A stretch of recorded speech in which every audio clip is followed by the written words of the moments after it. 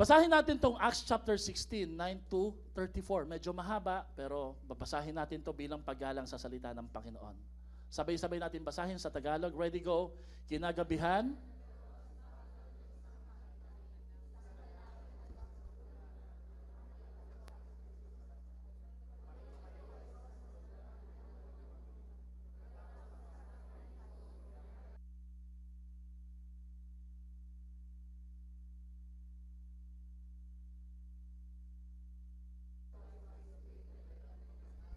sa Motrasya. At kinabukasan sa Neapolis. Mula naman rooy nagpunta kami sa Pilipos, isang pangunahing lungsod na sakop ng Romano sa dakong iyon ng Macedonia. Nanatili kami roon ng ilang araw. At ng araw ng pamamahinga, lumabas kami sa lungsod at nagpunta sa tabing ilog. Sa pag-aakalang doon ay may pagtitipunan ang mga Hudyo upang manalangin. Naupo kami at nakipag-usap sa mga babaeng nagkatipon doon. Kabilang sa mga nakikinig ang isang sumasamba sa Diyos na nagngangalang Lydia na taga Tiatira. Siya ay isang negosyante na nagtitinda ng mamamahaling tela, kulay ube. Binuksan ng Panginoon ang kanyang isip upang kanyang pakinggan ang ipinapangaral ni Pablo. Nagpabautismo siya at ang kanyang buong pamilya. Pagkatapos sinabi niya, kung ituturing po ninyo na ako'y ay tunay na lingkod ng Panginoon, doon na kayo tumuloy sa amin. Mahigpit ang kanyang anyaya, kaya't hindi namin napahindian. Isang araw nung kami papunta sa Puok Dalanginan, nasa lubong namin ang isang batang babaeng alipin. Keep going. Sinasapian siya ng masamang spirito, kaya nakakapanghula. Malaki ang kinikita ng kanyang mga amo dahil sa kanyang panghuhula. Sinundan-sundan niya kami, nina Pablo, at sumisigaw ng ganito, ang mga taong ito ay lingkod ng kataas-taasang Diyos. Ipinapahayag nila sa inyo kung paano kayo maliligtas. Marami ng araw ang ginagawa niya, iyon, kaya nainis na si Pablo. Hinarap niya ang bata at sinabi sa spirito, inuutos ko sa iyo, sa pangalan ni Hesukristo, lumabas ka sa babaeng iyan. At noon din lumabas ang spirito. Nang makita ng mga amo ng bata na nawala ang kanilang pinagkakakitaan, sinunggaban nila sila Pablo at Silas, kinaladkad sa liwasang bayan at iniharap sa mga may kapangyarihan. Iniharap sila sa mga pinuno ng lungsod at pinaratangan ng ganito, nanggugulo po sa lungsod ang mga Hudyong ito. Nagtuturo sila ng kaugaliang labag sa kautusan nating mga Romano, hindi natin maaring sundin ang itinuturo nila. Nakisali ang mga tao sa pananakit sa kanila at pinahubaran sila ng pinuno at ipinahagupit. Pagkatapos hampasin ng paulit-ulit, sila ipinabilanggo at pinapantayang mabuti.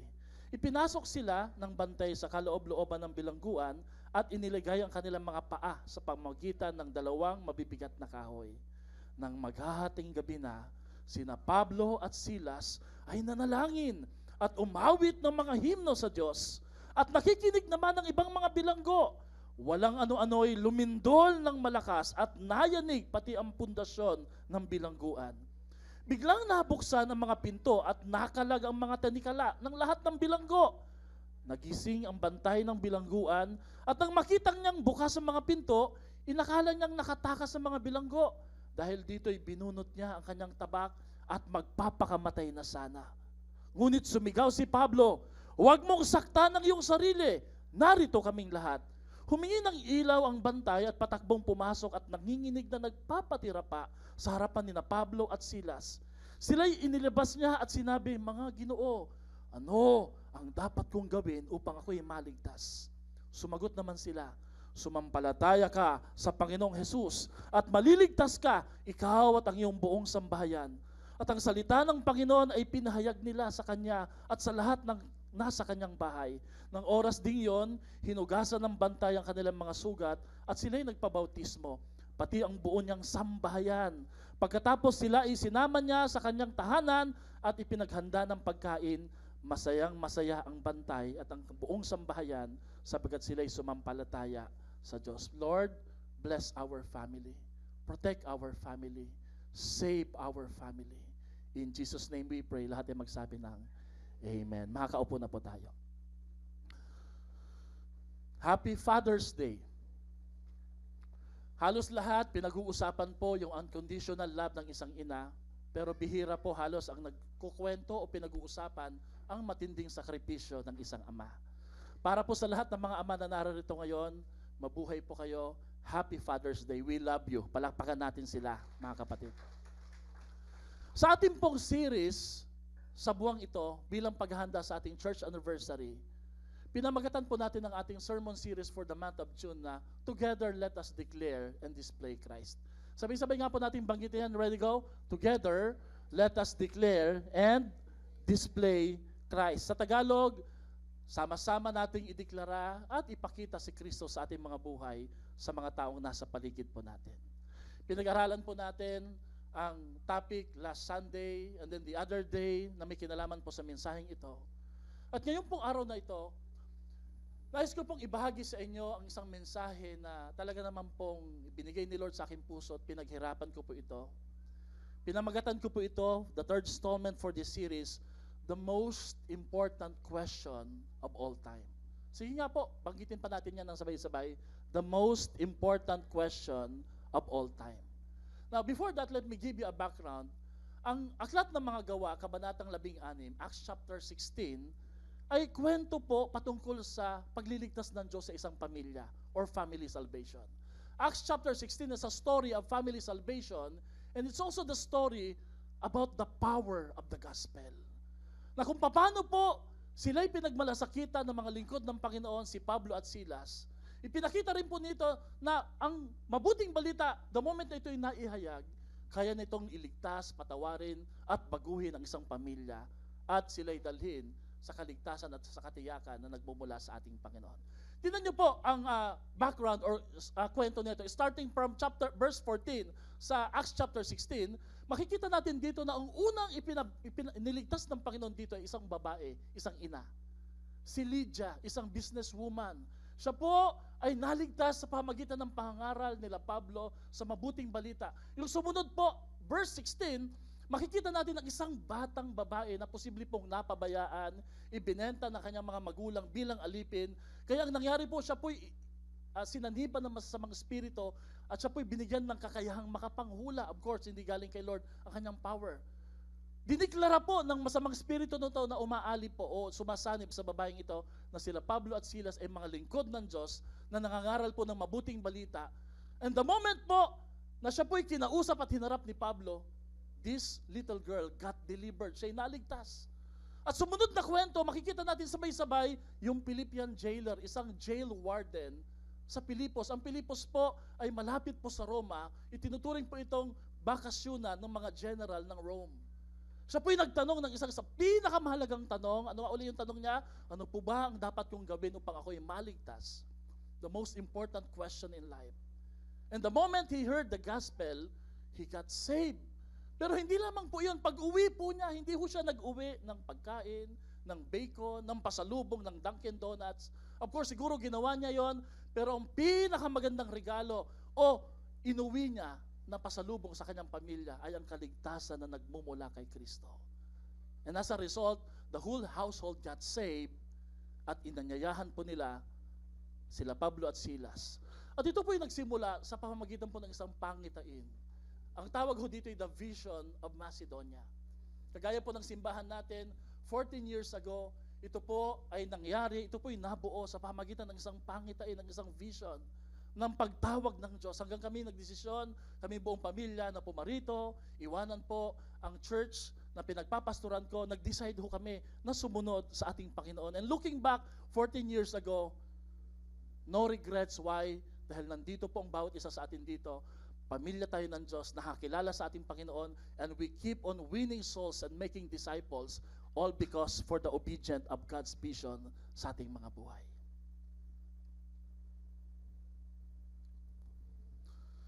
Ano po ba ang life's greatest question? Alam niyo po, i-relate ko ito sa mga tatay. Nandito po sila sa harapan ngayon, no? Para silang mga judge at jury kung titingnan ko, para nila akong ginigradean, no? Brother M, dapat dito kayo. Okay? Okay. Ano po ba yung life's greatest question? Sige nga po, tanungin nyo nga yung katabi mo, what is life's greatest question? Alam niyo po ba na ang isa sa pinakamatinding magtanong at may makabuluhang tanong lagi, amazingly ha, wag ko kayong ma-offend sa akin ha, mga kababaihan, ang mga lalaki.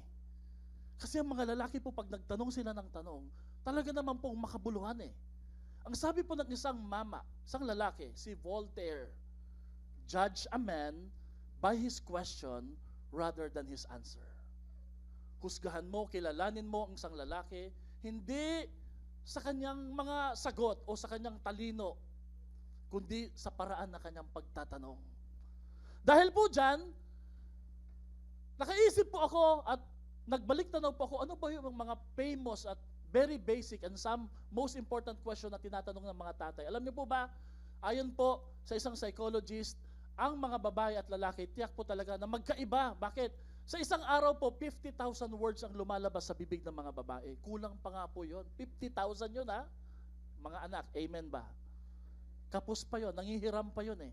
Samantalang mga lalaki, 10,000 words, kinakapos pa. Sabihin, kulang pa, hindi pa nga nababawasan eh. Ganun po kakonti ang lumalabas ng mga salita sa kanilang mga tatay. Sabi ng ibang mga misis dito, hindi rin, pastor, hindi rin. Ano yung mga important question na lumalabas sa mga tatay? Number 1, ano ulam? Di ba? Importante, di ba? Ang tindi, di ba? Pangalawa, kumain na ba kayo? Nasaan ang remote ng TV? Sino dito nakaka-relate kayo? No? Nasaan ang mama nyo? Bakit ngayon lang kayo? Hindi pa ba kayo natutulog? Saan kayo pupunta? Anong oras na? Ito, makaka-relate lahat ng mga tatay. Anong gagawin ko dito? Nasa Unitap kayo, ako nandito sa parking. Anong gagawin ko dito? And then, matagal pa ba yan? O di kaya naman po, anong problema mo? O di ba, ang tindi magtanong ng mga tatay, di ba? Ayon kay Peter Drucker, sabi niya, my greatest strength as a man and as a consultant is to be ignorant and ask few questions.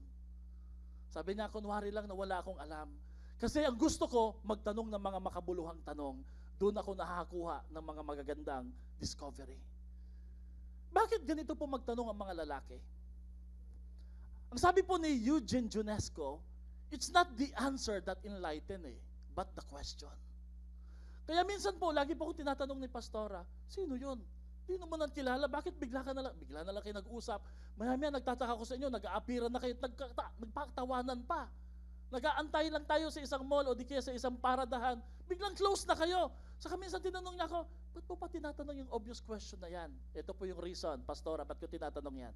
According to Andrew Sobel, author ng Power Question, sabi niya, telling creates resistance, kayabangan. But asking creates relationship.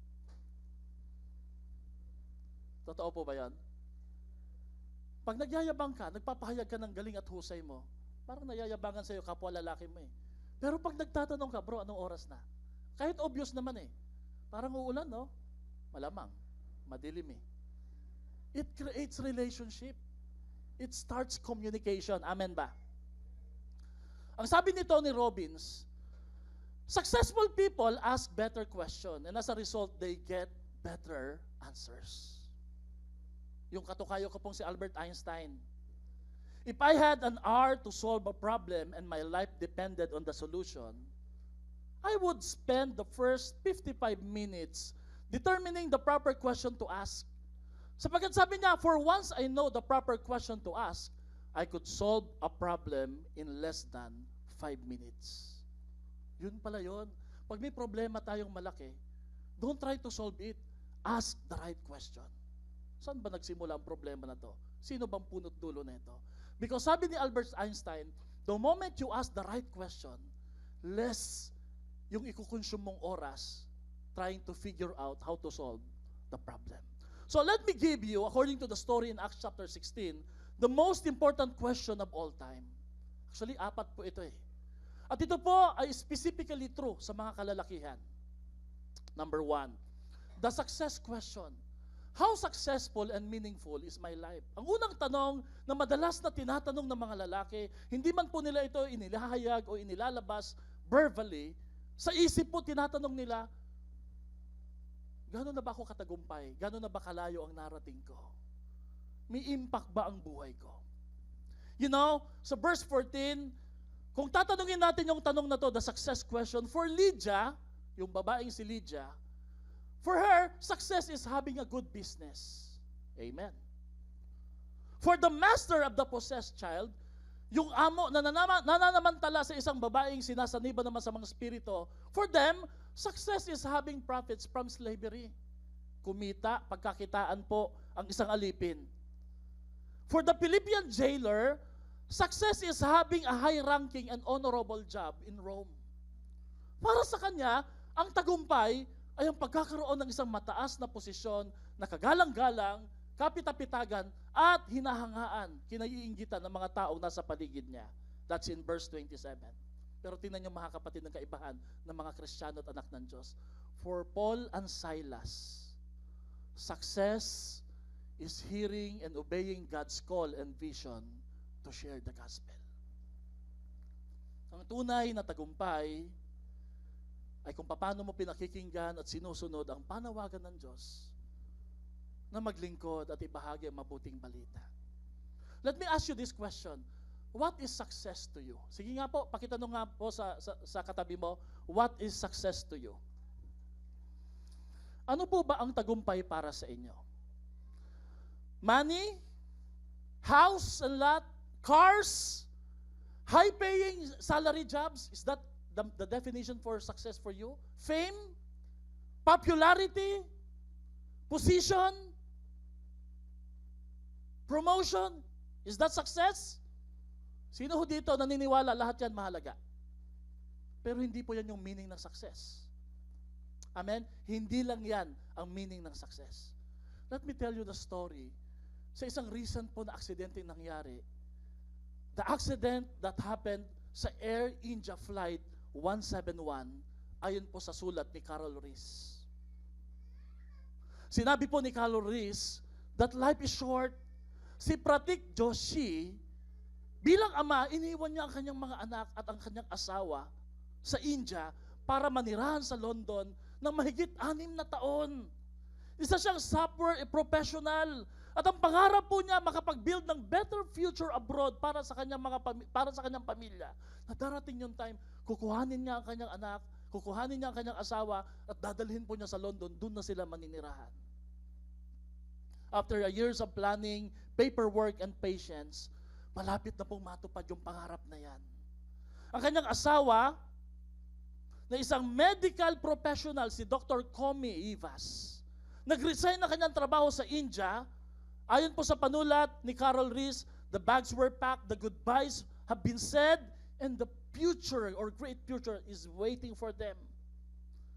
Pero ayon po dun sa kwento at sa nangyari, this morning, all 5 of them, filled with hope, filled with excitement and plans, boarded the Air India Flight 171 to London. They clicked this selfie, they sent it to their relatives.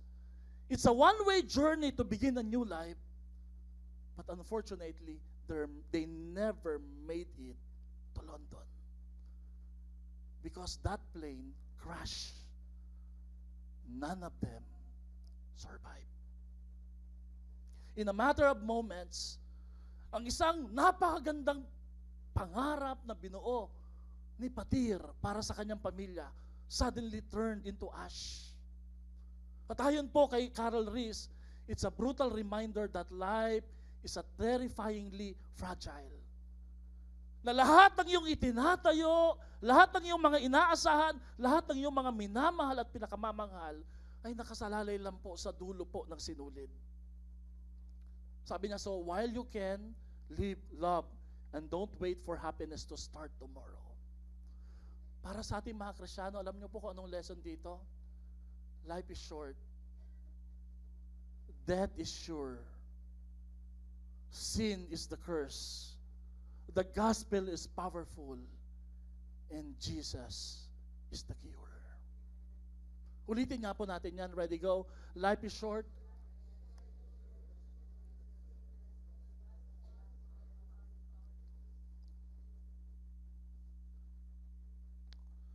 What is success to you? Ang mag-abroad, ang kumita. Alam nyo, napaalalahanan ako ng isang talata sa aklat ng James or Santiago sa Tagalog, 4:13-16. Basahin niya po natin ito. Makinig kayo sa akin, kayong nagsasabi, ngayon, o bukas pupunta kami sa ganito. Sa Bible po ito eh.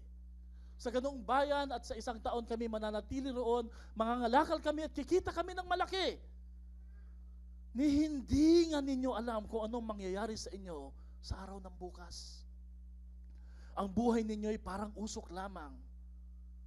Pwede niyo po ba akong sabayang magbasa? Sandaling lumilitaw at agad na nawawala. Sa halip, sabihin ninyo kung loloobin ng Panginoon at mabubuhay pa kami at gagawin namin ito o iyon. Ngunit kayo'y nagmamalaki at nagyayabang at iyan ay masama. Hindi natin hawak ang ating buhay. Hindi tayo Diyos. Walang katiyakan sa lahat ng mga plano natin. Pero kung meron mang isang bagay na definite, isang bagay na meron pong katiyakan, ay ang manampalataya tayo sa ating Panginoon Kristo, pakinggan natin ang mabuting balita at mabuhay tayo na may karangalan at pagpaparangal sa ating buhay na Diyos. Pastor, kung ganyan paano ko ba sasabihin yung mga plano ko? Hindi naman po masamang magplano. Hindi rin natin sinasabing masama yung mga namatay sa Air India flight. Tayo po'y naaawa, nahahabag, nananalangin sa kanila. Siguro po ang dapat natin gawin yung Kawikaan, Kabanatang 16, 3. Pakibasa nga po ito natin sabay-sabay, go. Ipagkatiwala mo kay Yahweh ang iyong mga gagawin at magtatagumpay ka sa lahat ng iyong sa lahat ng gagawin mo, wag mong kaliligtaan ng Diyos. Don't ever plan life without God. Napakahalaga na laging kasama ang ating Diyos. So muli po, tatanungin ko po kayo, mga tatay at lahat po tayo na narito ngayon, ano po ba ang kahulugan mo sa tagumpay? What is success? Let me tell you what is true success. Sa Acts chapter 16, 9-10, kinagabihan, nagkaroon si Pablo ng isang pangitain, isang vision. Meron daw pong isang lalaking taga Macedonia sa kanyang panaginip ang nakatayo at nakikiusap sa kanila, pumarito kayo sa lugar namin, tulungan nyo kami. At pagkatapos ng pangitaing iyon, gumayak agad kami sapagat natiyak namin kami tinatawag ng Diyos upang ipangaral sa Macedonia ang magandang balita. Ito po pala ang reason kung bakit naligtas yung Philippian jailer. Sapagat sa panaginip po nila Pablo at Silas bilang mga lingkod ng Panginoon, tumugon po sila sa isang panawagan, sa isang pangitain na may nagmamakaawang tao, tulungan nyo kami, iligtas nyo kami. Sino po dito naniniwala na pwede tayong kausapin ng Diyos sa mga panaginip, sa mga vision? Mga kapatid, ano po bang totoong meaning o definition ng success? Success is faithfulness and obedience to God's call. Kahit gaano ka kayaman, gaano ka katindi, kung hindi ka sumusunod sa kalooban ng ating Panginoon, umiiwas ka sa pinagagawa ng ating Panginoon, the Lord is telling us, that's not success. That's not success. At paalala po, mga tatay, paalala po sa ating lahat, God has not called us to be successful. Instead, He called us to be faithful. Tayo tinawag ng Panginoon hindi lamang para maging matagumpay, tinawag tayo ng Diyos para maging matapat tayo sa ating Panginoon. True success is connected with life's purpose. Alam niyo po ba yon? Na ang totoong tagumpay nakakonekta sa layunin mo sa buhay. The moment na na-discover mo ang iyong God-given purpose, that, my friend, will make your life successful and meaningful. Hindi pera, hindi po yung posisyon, hindi yung trabaho, hindi yung negosyo, hindi po yung mga bagay, hindi po yung mga kaibigan lang Ang pagiging matapat, ang paglilingkod po sa ating buhay na Diyos, yan ang totoong dahilan o definition ng success. Ano pa ho yung success? Acts 16:14-15. Kabilang sa mga nakikinig ang isang sumasamba sa Diyos na nagangalang Lydia na taga Thyatira. Siya isang negosyanteng nagtitinda ng mamahaling telang kulay ube. Binuksan ng Panginoon ang kanyang isip upang kanyang pakinggan ang ipinapangaral ni Pablo. Ano po ang naging resulta? Nagpabautismo siya at ang kanyang buong pamilya. You know, ang pamilyang ito na pinangungunahan ni Lydia, hindi ko alam nasaan ang kanyang asawa. Siguro po, siya po'y hiwalay o namatay na kanyang asawa lalaki. Siguro po, sa lugar nila, kinikilala siyang success, kinikilala siyang sikat, tagumpay. Pero ang sabi po ni Lydia, kung siya'y buhay ngayon, sumisigay ang kanyang puso at nagsasabi sa atin, hindi yan ang totoong kahulugan ng success. Ang totoong kahulugan ng tagumpay ay ang pagkilala sa ating buhay na Diyos. At na ang ating pamilya ay sumasamba at naglilingkod sa ating Panginoon. Ituloy po natin, sabi niya, matapos silang maligtas, sinabi niya sa kina Pablo at Silas, kung itinuturing po ninyo na ako'y tunay na lingkod ng Panginoon, nakikiusap po siya, doon na kayo tumuloy sa amin. Kaming mga pastor, we are so thankful kay Lord that as we do our ministry, may mga tahanan po na nagpapatuloy sa amin. Hindi pa kami nakakarating, nagchat-chat na, nagte-text na, Pastor, please dumaan po kayo dito sa amin. Dito na kayo kumain, no? And you know, we would like to thank you because for us, you are our destiny helpers. Kaya namin nagagawa ang misyon ng Panginoon dahil may mga kagaya po ninyo na totoong nagmamahal sa ating Panginoon, totoong naglilingkod sa ating Diyos. Palakpakan po natin ang ating Panginoon. Tanungin mo nga yung katabi mo, magkanong laman ng bulsa mo ngayon? Sabi niya, Pastor, hindi mabilang. Yung iba naman po, walang bibilangin. Having money in your pocket is nice, but having Jesus in your heart is 1,000,000 times better. Sumigaw po ng amen na nagsasabing, yes, totoo yan. Amen. Success is not about car. Success is not about house. It's not about having a good career and a great marriage. Success is when Jesus Christ writes your name in His book of life. Ang totoong kahulugan ng tagumpay ay yung katiyakan na alam mo ang pangalan mo ay nakasulat sa aklat ng buhay ng ating Panginoon. What is success? Sa babaeng inaalihan ng masamang espiritu, hinarap niya ang bata at sinabi sa espiritu, inuutos ko sa iyo sa pangalan ni Jesucristo, lumabas ka sa babaeng yan. At noon day, lumabas ang espiritu. At mula noon, ang batang ito ay patuloy na nasumunod sa ating Panginoon, pati kina Pablo at Silas. What is success? Success is not trying to look for your freedom, but looking for your true master, the Lord Jesus Christ. Ako po yung nagpapasalamat sa Panginoon sa church po natin dati, ang mga naglilingkod, nandito sa harap, mga Thunders, Oklahoma. Anong sabihin ng mga Oklahoma Thunders? Mga kagaya ko na may edad na, no? Pero salamat kay Lord, unti-unti yung mga dating batang tatakbo-takbo dyan, nakakilala kay Lord sa mga campuses, sila po ngayon ay ginagamit na ng Panginoon, naglilingkod sa ating buhay na Diyos, sapagat na-realize nila na ang totoong kahulugan ng kalayaan ay ang pagkilala at paghahanap sa totoong tagapagligtas nila, walang iba kundi ang ating Panginoon Kristo. Pwede nilang piliing mamasyal, gumala, hindi pumunta dito pag Sabado o Linggo. Pero mas pinipili nila na paglingkuran ng ating buhay na Diyos sapagat ang kanilang definition po ng success. Your life begins once Jesus is the reason you live it. Ang totoong buhay na nagsisimula kapag si Jesus ang tunay na dahilan ng iyong pagkabuhay o pamumuhay. Meron po akong pakiusap sa inyo for this success question. Start with Jesus, stay with Jesus, and end with Jesus. Sabay-sabay po tayo.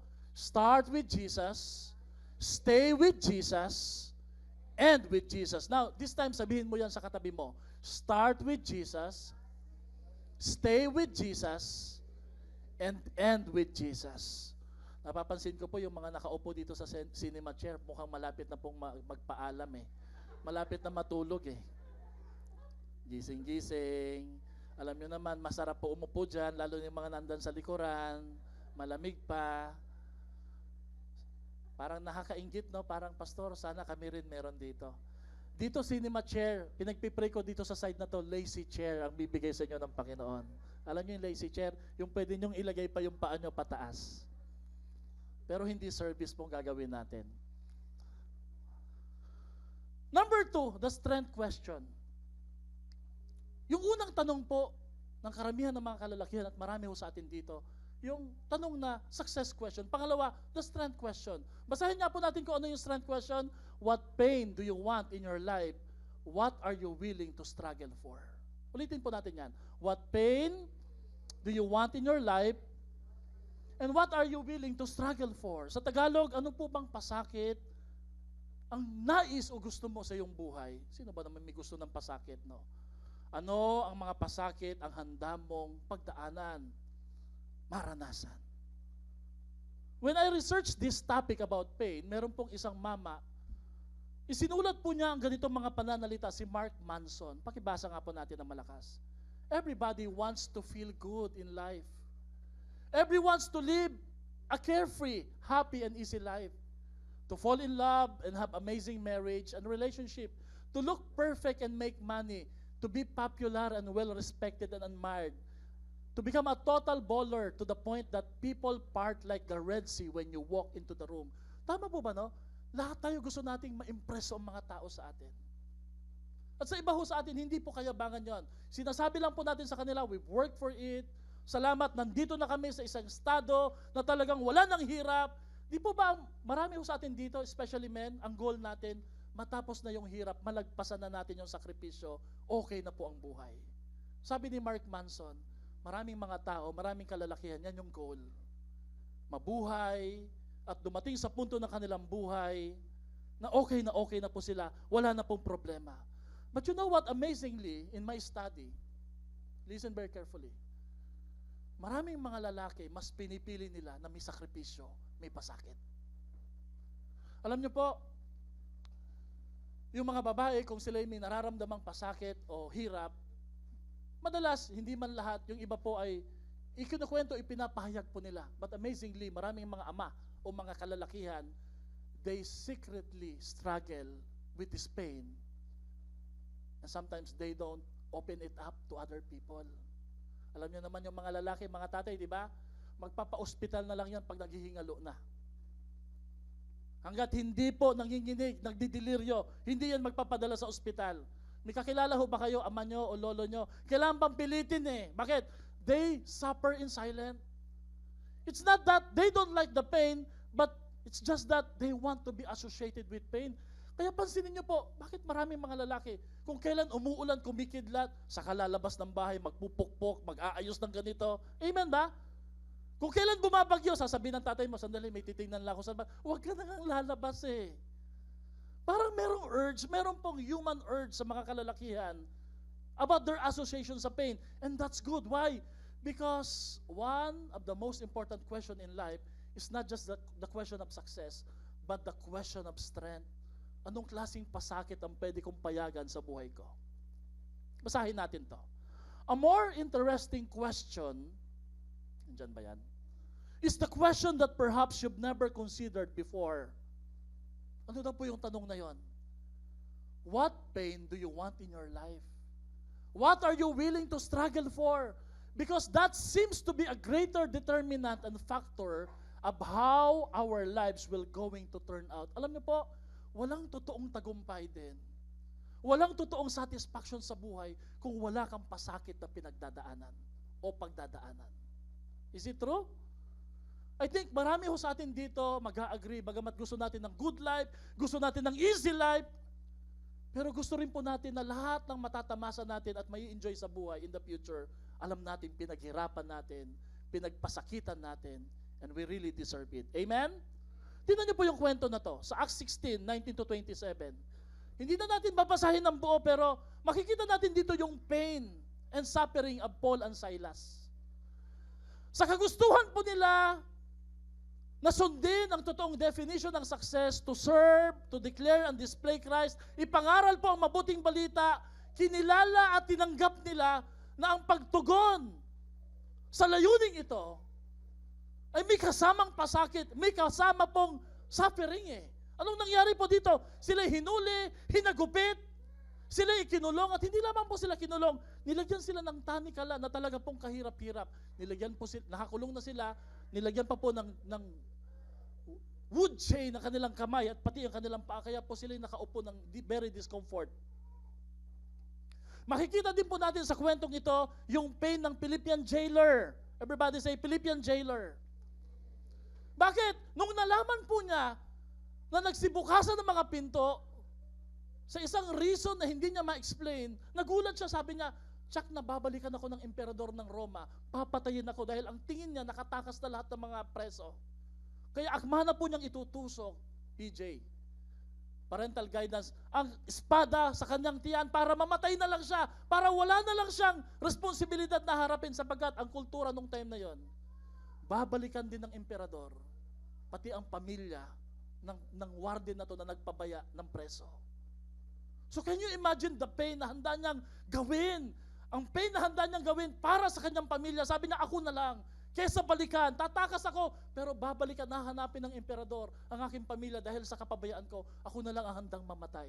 Sino dito naniniwala? Maraming mga ama, maraming mga kalalakihan, handa pong magtiis, handang mahirapan para sa kanilang pamilya. Taas nga pong kamay, palakpakan nga po natin ang ating Panginoon. Di ba totoo po yan, di ba?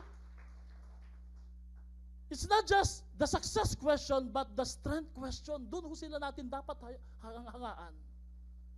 Kaya nga po kanina, napansin niyo po yung sinabi ko, halos lahat, they keep on talking about the unconditional love of a mother, but very few talks about the sacrifice or the silent sacrifice of a father. Kung titingnan niyo po maigi, bakit may pagkain sa hapagkainan, siguro po mga anak, tanungin niyo, paano po hinanap ng tatay niyo yan? Paano yan nakarating sa inyong hapagkainan? Anong mga ginawa nila? Ano yung silent suffering na hindi na nila kinukwento? Amen? So let's talk about pain. Honestly, we don't want pain. We avoid pain. We dismiss pain. But you know what? Pain is necessary in life. Are you still with me? Amen? Pain serves a purpose. Pain reveals who we really are. Pain prepares us for greater good and greater in this life. So let's begin seeing pain as a friend, hindi kalaban. Lahat ng natatamasa at matatamasa nating magaganda sa darating na panahon, kakailanganin po na may konting paghihirap. You know, magkaiba tayo kasi kayo po ay nagwo-work sa secular, I'm a pastor, pero hindi po halos naiiba ang sakripisyo at pasakit na pinagdadaanan natin. Silently kami as pastors, we're also struggling. Baka mamaya, ang iniisip nyo po, ang dali-dali ng trabaho ni pastor, no? Akyat lang siya, magpipreach lang po siya, ayos na. One time this week, someone said this to me, Pastor, ngayon ko na-realize, ang trabaho nyo pala bilang pastor, hindi lang yung pag-akyat at pag-share. Ang laki po pala ng ginagampanan nyo, and that's true. Marami kaming sinusupervise, marami kaming tinitingnan, kung gaano po kadami ang bilang nyo po dito, lahat kayo tinitingnan, iniisip po namin. So may pasakit talaga eh.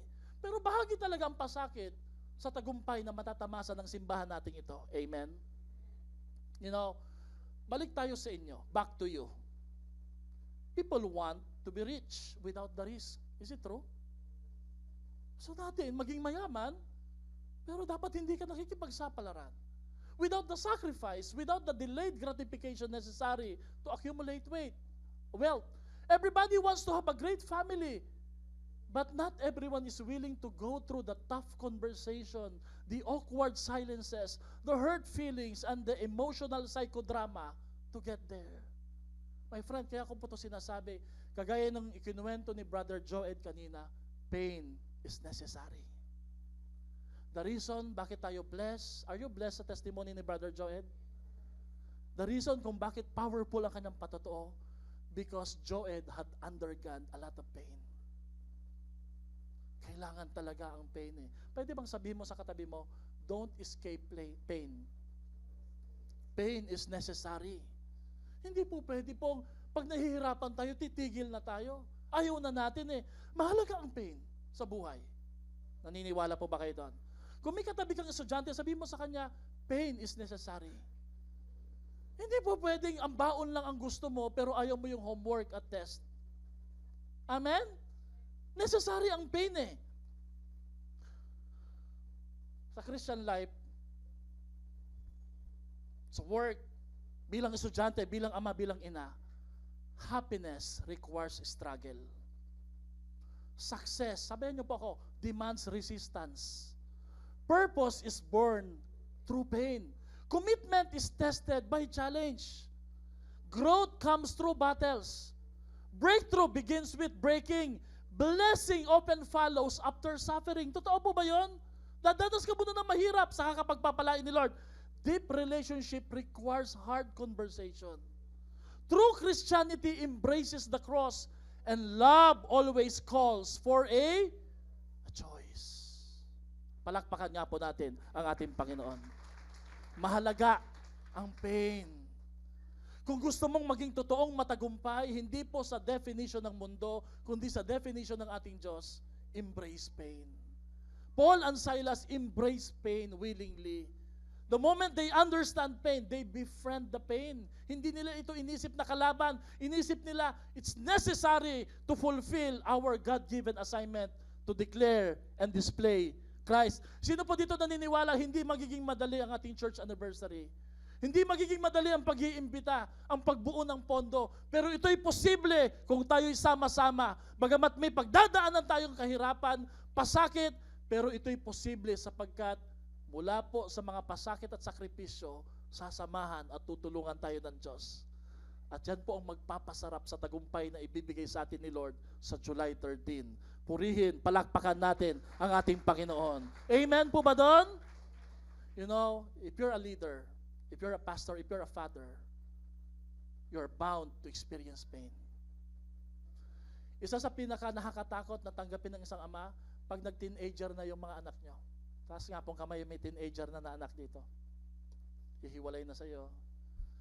Biglang may ipapakilala na sa'yo. Pa, ma, ka-MU ko. Sino yan? Mukhang unggoy. Hindi, joke lang. MU mukhang unggoy. Hindi, joke lang. Mutual understanding. Naku po, paano ko ba sasabihin sa kanya na wag muna anak, hindi pa pwede. But that's part of their growth. Amen po ba doon? And sometimes, we are suffering. We struggle. Pero bahagi po iyon. Amen po ba doon? Alam niyo problema mo? Sabi mo nga sa katabi mo, alam mo problema mo? Takot kayo sabihin, no? Sige sabihin nyo, pastor, misis ko to eh. Our problem is this. We want the reward, we don't want the struggle. We want the result, we don't want the process. We are so in love,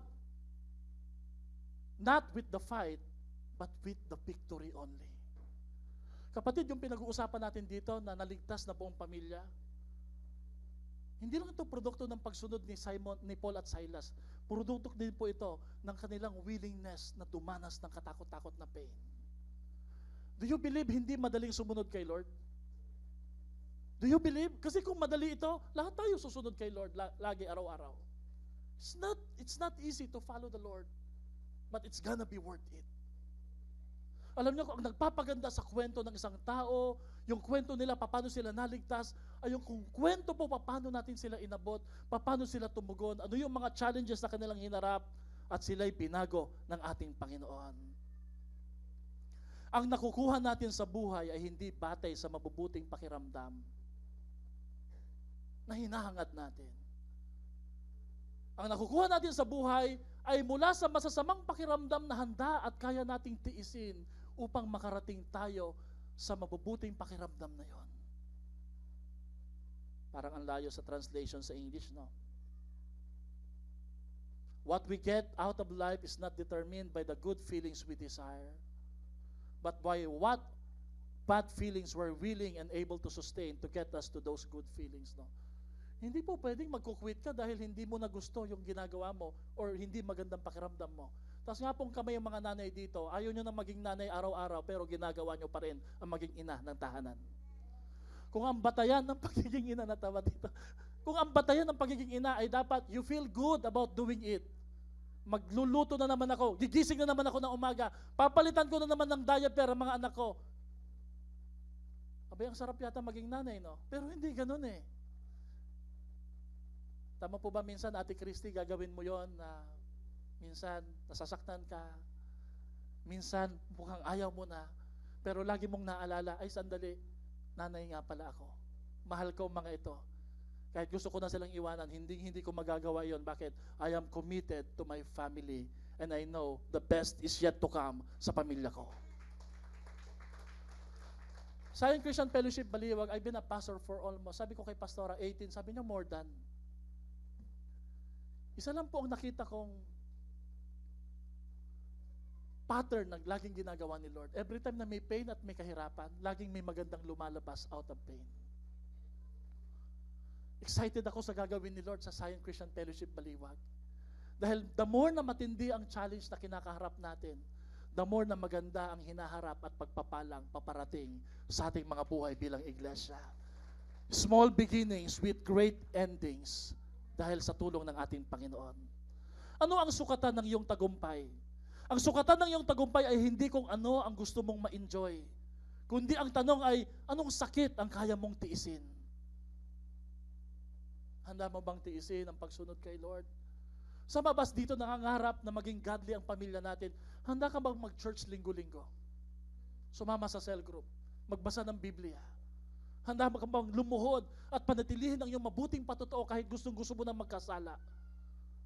Kung gusto mo magtagumpay, ang tanong ho ni Lord sa iyo dito, anong sakit at pasakit at sakripisyo ang kaya mong tiisin? Ang kalidad ng iyong buhay ay hindi nasusukat sa kalidad ng iyong mga positibong karanasan. The quality of your life will be measured by the negative experiences that you are willing to experience and to overcome. Amen? Amen? You know, who you are is defined by the values you are willing to struggle for. Ang pagkatao mo ay hinuhubog ng mga pagpapahalagang handa mong ipaglaban. Handa mong ipaglaban sa buhay. You know, balik tayo kay Paul and Silas. It was the pain and suffering of Paul and Silas that led to the miracle and deliverance from prison, the preaching of the gospel, and the salvation of the jailer and his household. Ano ang handa mong bayaran? Ano ang handa mong harapin para makita at masaksihan ang pagliligtas ng Diyos sa isang tao at pagbabago ng Diyos sa isang pamilya? Madali ba, pastor, ang pagpapastor? Ang pagiging Kristiyano, ang pagiging life group leaders? Sasabihin ko sa inyo, hindi madali. Pero ang makitang may nagbabago, may nakakilala kay Lord, naglilingkod, lumalago sila, it's all worth it. It's all worth it. Amen? What pain are you willing to embrace in your life? What struggle are you prepared to endure for greater purpose? What hardship are you willing to sustain in order to be shaped, to be used and sent by God for the sake of the gospel of our Lord Jesus Christ? Gusto niyo pong i-declare and i-display si Christ? Have you asked the second question, what pain are you willing to experience? Huwag naman po sana na marami ho sa atin dito, gusto na lang pong umattend, dumalo, pumasok sa isang finished product na church building na natin na wala ho tayong kabahagi. I encourage you, masarap po yung may pinagdaanan tayong hirap. Masarap po na hindi lang natin ito pinagdaanan yung hirap na to, kundi pinagdaanan natin itong sama-sama. Mas masarap i-enjoy at pasalamatan ng kabutihan ni Lord sa gagawin niya sa ating iglesia. Amen? Hey, kayo nga di ba napapahiya, nasasaktan sa labas eh. Hindi po ba mas masarap pong mapahiya at masaktan para sa pangalan ng ating Panginoong Diyos? Yung malaman natin, ginagawa natin ito, hindi dahil sa ligtas sa atin. Pangatlong tanong, the salvation question. What must I do to get saved? What must I do to get saved? This is the most important question sa buhay. Bakit mo sinabi, pastor, na itong pinakamahalagang tanong? To put it in another way, ang tanong na to ay pwede nating itanong sa ganitong klaseng pagtatanong. What do I need to do to go to heaven? How can I know that when I die, I'll go to heaven and spend eternity with God? Alam niyo po, pustahan po tayo. Sa pag-uusap po ninyo, kasama yung mga kaibigan ninyo, kahit gaano man kasarap yung kapeng iniinom ninyo o pagkain iniinom ninyo, no one bothers to ask this question with each other. Walang nagtatanong ng ganito, what must I do to get saved? Pag na-promote ka, naangat yung posisyon mo, walang nagtatanong, oh, na-promote na ako, oh, lahat na tayo nasweldohan na ng mataas. Ano kaya dapat natin gawin para maligtas? No one bothers to ask this question. You know why? Because this question is not important. Ang ginawa po ng kaaway, ginawa ng mundo, tumutok tayo sa success question. How can I become successful in life? How can I make my life meaningful? But you know, the most important question is the question, what must I do to get saved? Bakit mahalaga ang tanong na to, pastor? Mark 8:36-37, pakibasa. What does a man have if he gets the whole world, if he becomes successful, and yet loses his own soul? What can a man give to buy back his soul? Sige, nasa iyo ang lahat. Nasa iyo ang plano, nasa iyo ang mataas na sweldo, pero ang kaluluwa mo masusunog sa impyerno. Sige, matagumpay ang mga kapatid mo, ang mga mahal mo sa buhay, pero natanong mo na pa sila ng isang mahalagang tanong. Ano ang kailangan niyong gawin para maligtas? If you want to declare and display Christ, you should be courageous to ask this question to your loved ones. Amen? Pansinin niyo po, notice, this jail warden didn't ask. Hindi siya nagtanong, what must I do to become a better person? What must I do to become a successful person? Hindi niya tinanong yun eh. What must I do to have a better life, to have a better marriage, to have a better job? Hindi rin siya nagtanong, how can I make more money? Alam niyo kung bakit? Because for him, that's not the most important question. Pastor, sinasabi mo lang yan kasi nasa church tayo eh. Saka pastor kayo eh. Believe me, pag humarap ka kay Lord, hindi mo natatanungin kung magkanong kita mo. Kung magkanong laman ng nasa bangko mo. Hindi mo tatanungin kung ilang award ang natanggap mo sa iyong posisyon. Ang tatanungin mo sa huli, ano kaya ang dapat kong gawin para ako'y maligtas? Lalo kung hindi ka pa nakakilala sa Panginoon. Believe me. This is the question of salvation. A question about life's assurance. Maraming mga tao, they no longer ask this question. They're no longer asking the question, what must I do to be forgiven? What must I do to be saved? Hindi kasi nila tanggap, hindi natin tanggap na tayo makasalanan. Hindi natin iniisip na ganun tayo kasama, that we need saving. Pansinin mo yung boss mo, naiilang kang share ng gospel. Bakit? Alam niyo kung bakit naiilang ka sa boss mo share ng gospel? Tingin mo, okay siya, magandang kalagayan niya just because he's rich. But net worth does not assure salvation and assurance. Pag tinignan mo naman yung mga pulubi, yung mga lumalabas sa manhole, ba't ko naman share ng mga yan, di ba? Hindi yan tutugon kay Lord eh. Nakita niyo ba yung prejudgment natin sa kanila? We no longer don't ask that question. But apparently, yung tragedy po ng Air India ay isang paalala na sa isang kisap mata, sa isang pangyayari, sa isang biglaan na trahedya, pwedeng magunaw matapos lahat ng mga plano at success na pinagmamalaki natin sa mundong ito, liban po na meron tayong totoong pagkakilala sa ating Panginoon Jesucristo. You know, nagtanong po ang lalaking ito ng tanong. Now let me ask you this question. Is this a simple question? Or is this a hard question? What must I do to be saved? Is this a hard question? This is a hard question. This is a very difficult question because this question requires that someone who is sinless like Jesus should die on the cross, die for our sins. This is a very difficult question. Amen? Ano po ang sagot nila Pablo at Silas? Basahin natin yung kanilang sagot. Sabay-sabay tayo. Believe in the Lord Jesus Christ and you will be you and your household. Sabay-sabay natin basahin yan. Believe in the Lord. Mga kapatid, tingnan nyo po ang kagandahan ng sagot na to. No? Notice the density, the complexity, and the difficulty of the question, what must I do to get saved? But notice the simplicity, the plainness, and the purity of the answer. Ang sagot po napakadali. Anong sagot?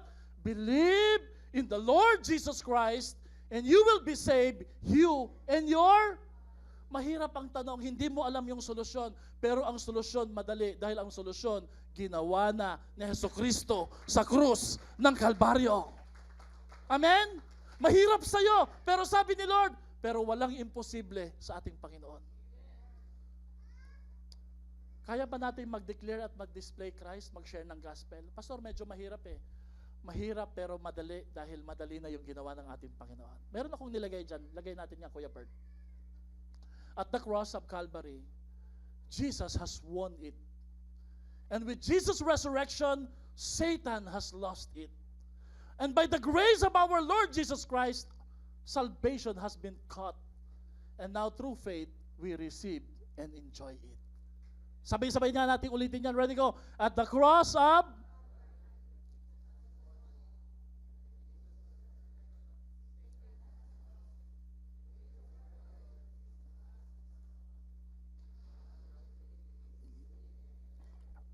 Para naman kayong wala sa cinema eh.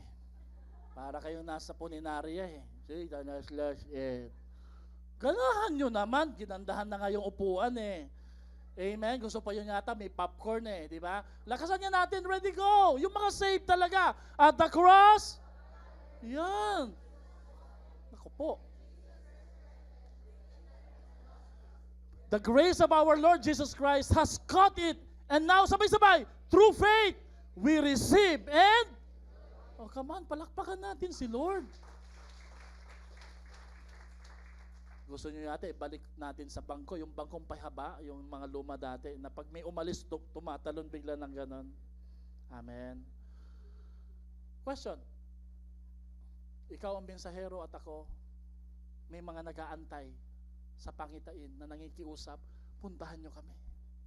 Sharehan nyo kami ng gospel. Sumunod kayo sa vision ni Lord. May tanong po ako dito. Mahilig akong magtanong eh, lalaki. Bakit? Why did this Philippian jailer dare to ask this question? What must I do to get saved? Napansin niyo po yung sequence, yung transition. Kinulong sila Pablo, pinarusahan, hinampas, nalagyan ng tanikala, kumanta, nagkaroon ng matinding lindol, nagsibukasan yung mga pinto, nakalas yung mga tanikala. Handa na pong akmang itutusok na ng Philippian jailer yung espada. Sinabi ni Pablo, huwag niyong gawin yan, nandito kami.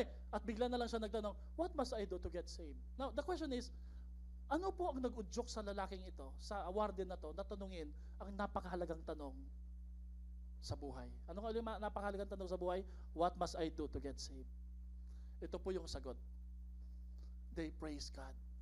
Paul and Silas, even in the midst of their pain, they're willing to embrace that pain. The strength question, what pain am I willing to experience? Sabi dito, nung maghahating gabi na, sina Pablo at Silas nanalangin at umaawit ng himno sa Diyos. Hindi sila nag-inuman. Hindi sila nagbanding. Di ba tayo pag nasasaktan, shot muna tayo. Maibsan man lang yung pasakit eh. Hindi, nagpuri sila sa Diyos. At ang kagandahan po dito, nakikinig ang kapwa nila bilanggo sa papuri at pagsamba nila sa ating Panginoon. And you know what? This made a big difference. Sabi po ng Philippian jailer, why am I so lonely? I have the position, I felt successful, but I don't feel satisfied. Bakit may kakaiba silang awit kahit nakakulong na sila? Bakit para silang mga ibon na kahit nasa hawla, umaawit pa rin sila ng papuri sa ating Panginoon? Yung unstoppable joy na meron po ang mga disciple, kagaya mo't kagaya ko, na may kakayahang sumunod pa rin kay Lord kahit mahirap, umawit ng papuri sa ating Panginoon, ang magbibigay katanungan sa ibang mga tao at magtatanong sila, anong dapat namin gawin mga Ginoo at ginang para maligtas? They have unstoppable joy and praise despite pain and suffering. They are rejoicing in the Lord. And God gives them a song in the night. It's a midnight, but they're singing. They're in prison, but they're singing praises to our Lord. Amen? Sino ho dito, kaya mong lagpasan ang pain na pinagdadaanan mo? Sino dito kahit mahirap, mag-church pa rin ako, susunod pa rin ako, magla-life groups pa rin ako. I will share the gospel. Hindi dahil convenient, kundi dahil I have joy in the Lord. Tingnan mo nga yung katabi mo, may joy ba yan o may reg? Si Reg eh. O may Eunice. May kagalakan ba yan? Sige nga, tinan mo nga yung pisngi niya kung medyo yung mapula-pula yung upping dito. No? May joy ba yan? Kahit na hirap eh. You know, ibang nagagawa ng joy eh. Yung kapeng 3-in-1 mukhang nagiging Starbucks pag may joy ka eh. Amen? May kagalakan ka sa puso eh. Amen? Sumigaw nga po ng hallelujah, yung may joy in the Lord. Alam ko may joy in the Lord kayo eh. You just need a motivation. You know, yung joy in the Lord mo, kailangan isama mo yan, isali mo yan sa grupo ng mga mananampalataya. Pag nag-iisa ka lang, medyo weak yung joy in the Lord mo yan eh. You need to come to the church and pray with us and worship with us so that there will be a unison joy in the Lord. Amen? Kapatid, may hamon ako sa inyo. Please, don't lose your joy. Don't hold back your praises. Fight for your joy, even in your darkest dungeons of life. Sing it. Release it. Let it echo. Because it's a weapon. Your joy can break a stronghold. Your joy can set captives free. It can open closed doors. And it will lead and draw people to Jesus.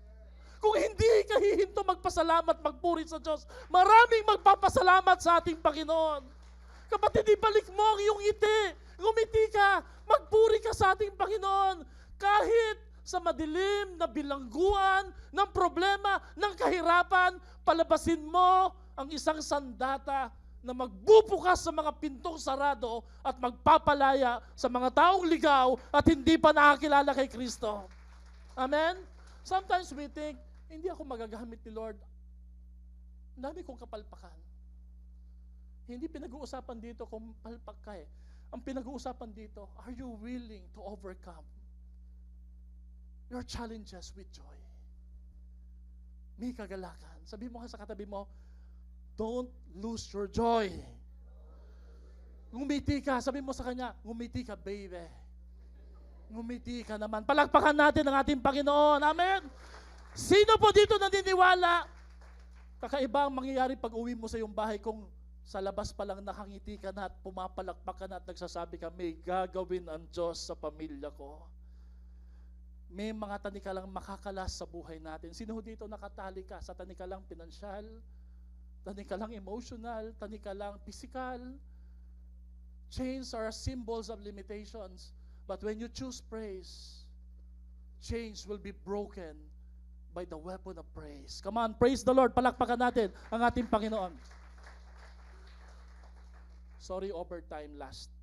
The significance question. How do I like my life to end and be remembered?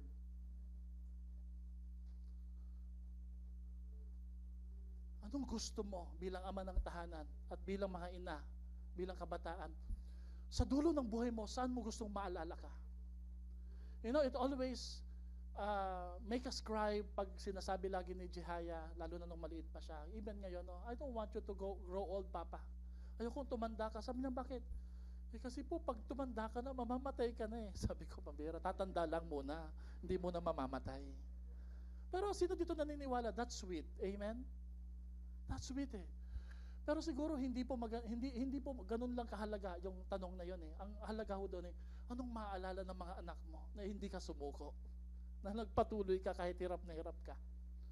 Na pag nakikita nila yung ama mo na bumabangon, nagpapatuloy, naglilingkod pa rin kay Lord, humahayo, nasasabi na sa kanang puso, gusto kong gayahin yung strength ng tatay ko, yung strength ng ate ko, ng kuya ko. Cell members, life group members, sino dito humahanga ka hindi lang kay Lord, humahanga ka sa dedication ng yung life group leaders na hindi ka tinatantanan, hindi ka binibitawan, lagi kang dinadalaw, lagi kang pinagpipray. Sumigaw po ng malakas na hallelujah.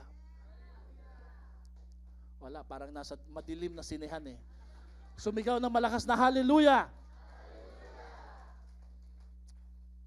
Bring home the bacon, sabi ng iba. Hindi po bacon ang inuwi ng tatay eh. Anong maganda at masarap na pasalubong pa uwi pagkatapos ng service na to? The salvation of our Lord Jesus Christ. Alam niyo po, hindi niya unang siniran yung kapitbahay niya. Una niyang inisip, yung pamilya ko. Yung pamilya ko. Sila muna. Ito pong hamon, mga kapatid. Mas mahalaga kung paano ka bababa at uuwi mula dito sa church mamaya, kaysa sa iyong pagpunta at pag-akyat dito kanina. Paano ka bababa ngayon? Paano mo iuuwi ang kaligtasan? Some of us will just tatagtagin lang natin yan, parang wala lang nangyari. Please don't do it. Talk to it. Declare it. Na may plano ang Diyos. That if I believe in the Lord Jesus Christ, He has a promise, my family will be saved. Ililigtas ng Panginoon ang ating pamilya. Amen? Ano ang gospel sa Philippian jailer na to? Sa isang salita, sa isang pananalita, ang isang taong niligtas ng Panginoon, binago ng Diyos, na punong-puno ng kagalakan, ito ho yung kanyang pagkakaunawa kung anong mabuting balita para sa kanya. Basahin natin to. Siguro sinasabi po ng Philippian jailer na ito na mayroong panahon sa buhay ko. Pwede niyo po bang basahin yan? Sabay-sabay.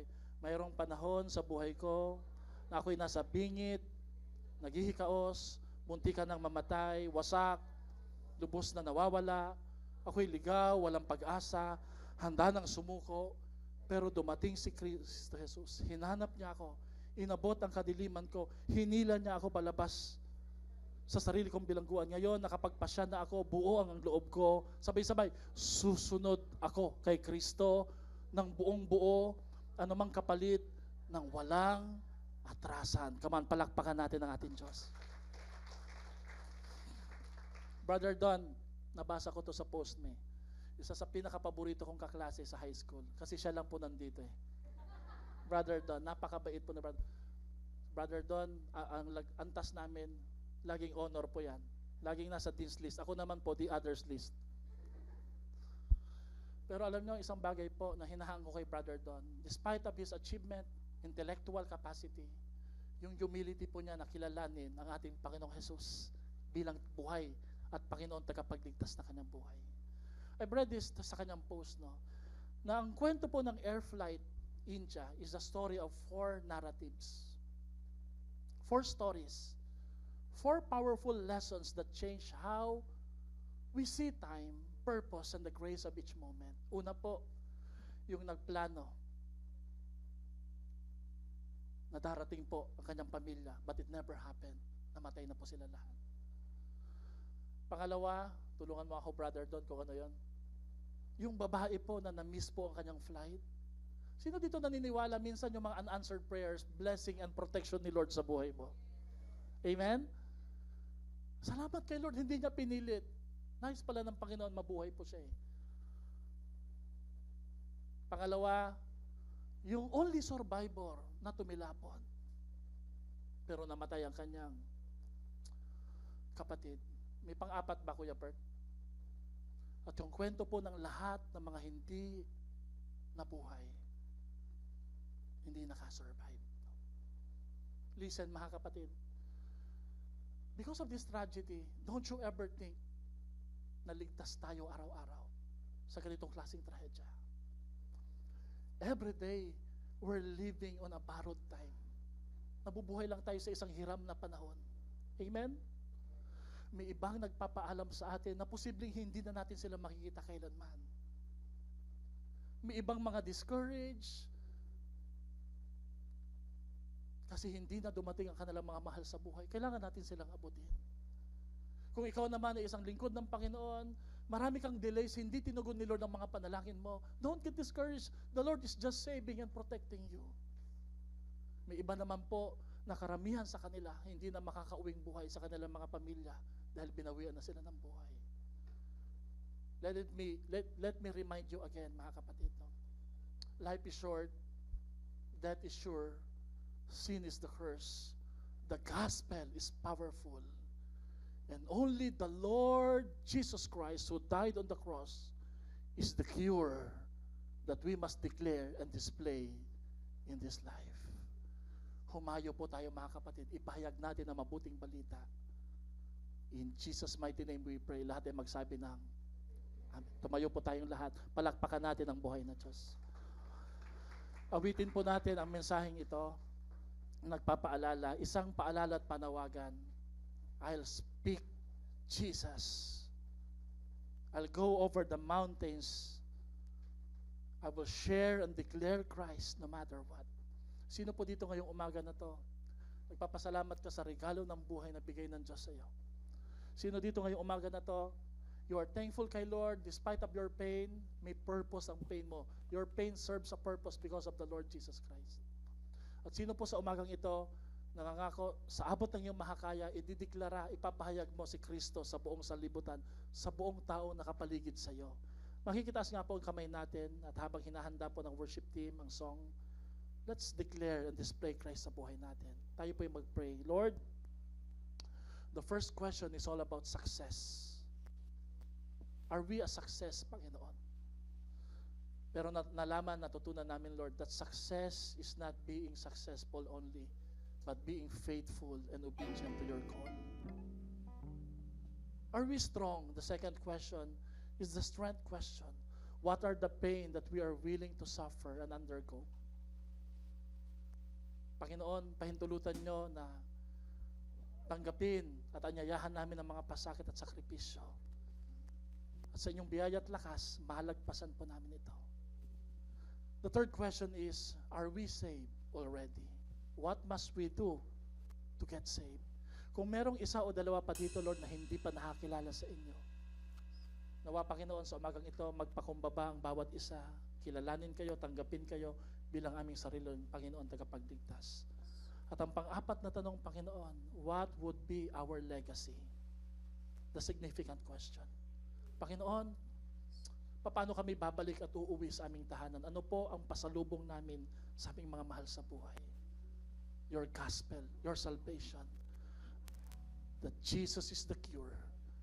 Jesus can bring eternal life sa aming mga buhay. Lord, together we will display and declare Christ. We will boldly speak about Jesus. In Jesus' mighty name we pray. Lahat ay magsabi ng malakas na Amen at Amen.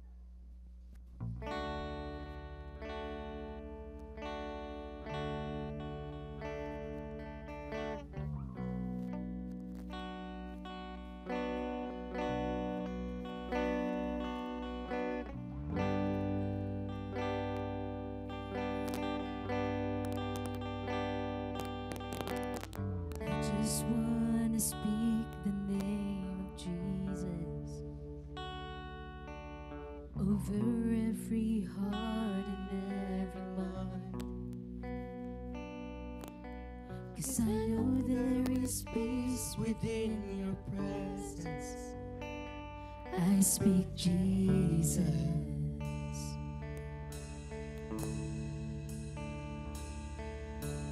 I just wanna speak the name of Jesus till every dark addiction starts to break, declaring there is hope and there is freedom. I speak Jesus.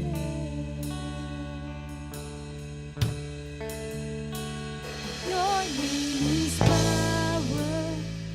Your name is healing. Your name is love. Break every stronghold.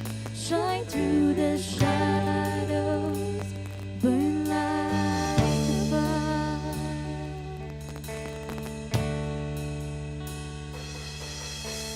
I just wanna speak the name of Jesus